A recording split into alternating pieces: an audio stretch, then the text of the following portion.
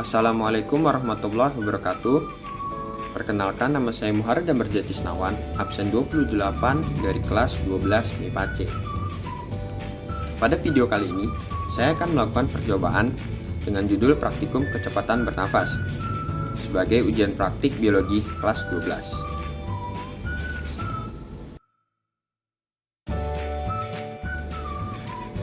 Selanjutnya yaitu ada tujuan dari praktikumnya sendiri. Tujuan dari praktikumnya yaitu untuk menghitung kecepatan bernafas dan menjelaskan faktor-faktor yang mempengaruhinya.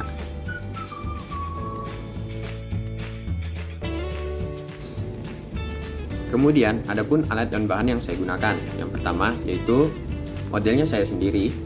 Kemudian ada timer yang saya gunakan. Saya menggunakan HP sebagai timer. Dan saya juga menggunakan voice recorder, yaitu dengan menggunakan HP. Adapun variabel bebas yang saya gunakan kali ini itu adalah aktivitas yang dilakukan sebelum pengukuran, yaitu bersantai atau tiduran, kemudian berdiri di tempat, dan berlari kecil selama 5 menit semuanya.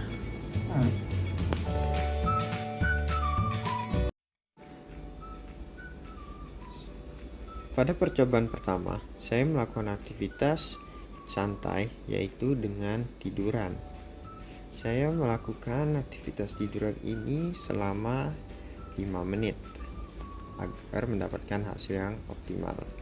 Setelah itu, saya menghitung kecepatan bernafas, yaitu dengan menghitung frekuensi nafas saya dan banyaknya denyut nadi saya.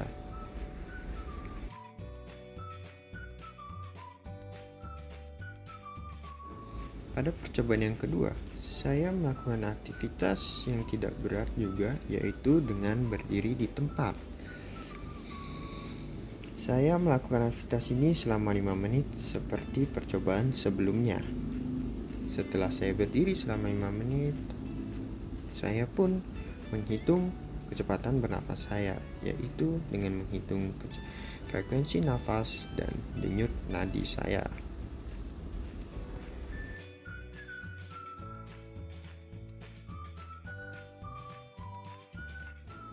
Pada percobaan yang terakhir, saya melakukan aktivitas yang lebih berat, yaitu berlari kecil di tempat.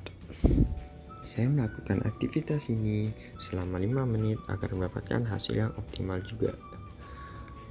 Kemudian setelah saya selesai berlari, saya pun melakukan hitungan frekuensi nafas dan banyaknya denyut nadi.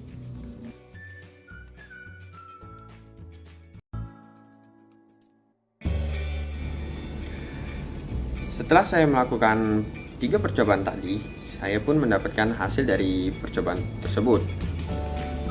Hasilnya bisa kita lihat pada tabel di bawah sini.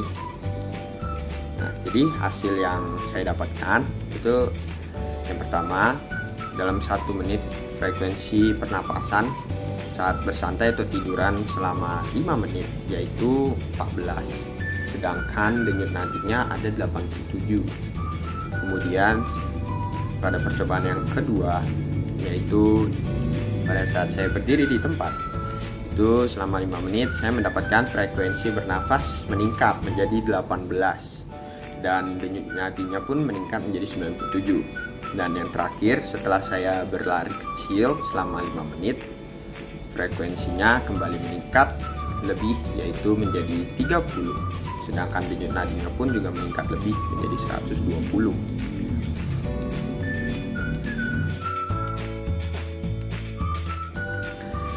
Adapun beberapa faktor yang mempengaruhi kecepatan bernafas berdasarkan dari percobaan yang telah saya lakukan tadi. Yang pertama yaitu antara lain adalah umur atau usia. Nah, frekuensi pernafasan pada anak-anak akan lebih sering dibandingkan dengan frekuensi bernafas pada orang tua.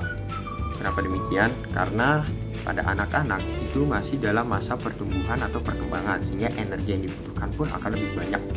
Energi yang dibutuhkan lebih banyak, maka oksigen pun yang dibutuhkan lebih banyak, dan frekuensi bernafasnya pun akan lebih banyak. Terus jenis kelamin. Nah, untuk jenis kelamin ini seperti yang bisa kita lihat pada kehidupan sehari-hari, biasanya laki-laki itu lebih banyak melakukan aktivitas berat dibandingkan perempuan, sehingga kebutuhan energinya itu lebih banyak juga, dan suplai oksigennya akan lebih banyak dan berpengaruh juga untuk kecepatan bernafasnya. Kemudian yang ketiga yaitu ada suhu tubuh. Nah, jika dihubungkan dengan kebutuhan energi, ada hubungan antara pernafasan dengan suhu tubuh. Itu bahwa antara kebutuhan energi dengan suhu tubuh itu berbanding lurus. Jadi semakin tinggi suhu tubuh, maka kebutuhan energinya pun akan semakin banyak, begitu juga dengan kebutuhan oksigennya. Yang keempat itu ada posisi tubuh. Nah, kenapa sih posisi tubuh itu berpengaruh? Ya seperti yang tadi telah saya lakukan percobaan, ketika saya tiduran dan ketika saya berdiri di tempat, itu tentu ada perbedaan frekuensi bernafas dengan denyut nadinya. Kenapa begitu? Bisa juga karena tentu saja ya, karena kebutuhan oksigen ketika saya tiduran dengan saya berdiri di tempat itu juga berbeda. Nah, kemudian yang terakhir itu yang kelima ada aktivitas. Orang yang melakukan aktivitas kerja yang lebih berat tentunya akan membutuhkan energi yang lebih banyak, seperti yang telah saya lakukan tadi di percobaan, yaitu ketika saya tiduran dengan ketika saya berlari kecil di tempat. Ketika saya tiduran itu tubuh saya tidak melakukan aktivitas apa-apa atau sedang bersantai. Nah, tentu saja energi yang dibutuhkan pun tidak begitu banyak ketika saya berlari di tempat. Saya berlari di tempat, aktivitas yang saya lakukan itu lebih berat sehingga energi yang dibutuhkan lebih banyak dan oksigen yang dibutuhkan lebih banyak, sehingga ada perbedaan kecepatan bernafas di antara aktivitas kedua ini. Nah, dari praktikum yang telah saya lakukan tadi, kita dapat membuktikan langsung bahwa aktivitas adalah salah satu dari faktor yang sangat mempengaruhi frekuensi pernafasan. Frekuensi bernafas dan denyut nadi selalu berbeda, atau bisa dibilang semakin tubuh melakukan aktivitas yang semakin berat, maka frekuensi bernafas dan denyut nadi akan semakin meningkat karena besarnya energi yang dibutuhkan juga berbeda. Frekuensi bernafas dengan denyut nadi berhubungan satu sama lain. Jika denyut nadi adalah manifestasi kecepatan peredaran darah, maka semakin sering kita bernafas, semakin cepat juga kinerja peredaran darah. Semakin meningkatnya kebutuhan energi dalam jaringan otot, kebutuhan oksigen untuk mengubah glukosa menjadi ATP atau energi juga meningkat. Oksigen untuk mencapai jaringan pun membutuhkan darah, sehingga denyut nadi akan meningkat untuk mengantarkan oksigen ke dalam jaringan.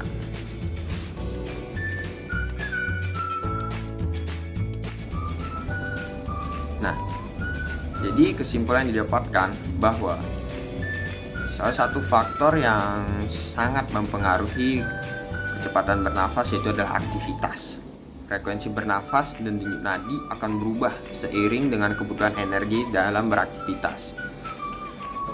Semakin banyak energi yang dibutuhkan, maka tentu saja juga semakin banyak kebutuhan oksigen.